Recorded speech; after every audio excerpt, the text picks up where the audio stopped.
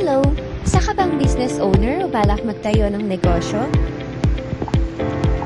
Alam mo ba na kailangan mong mag-register sa BIR? Pero bago yan, kailangan mo munang kumuha ng DTI permit. Halina't makinig dahil tuturuan kita kung paano kumuha nito online. Kailangan mo lamang mag-apply, magbayad at mag-download dahil mas pinadali na ito gamit ang DNRS website. Pumunta lamang sa Google at isearch ang dnrs.dti.gov.ph. Pagpasok sa website ay pindutin ang Register Now. Basahin ang terms and conditions at siguraduhin ito ay naiintindihan. Pindutin sa dulo I agree. Sagutan ang owner's information at i-verify gamit ang code na natanggap sa email.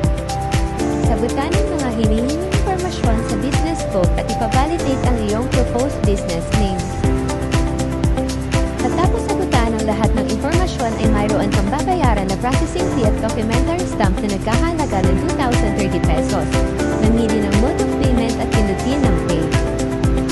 Para malaman kung successfully registered na ang iyong business, makakatanggap ka ng email galing sa kanila at maaari mo nang i-download ang business name certificate.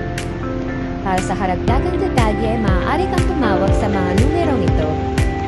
Salamat!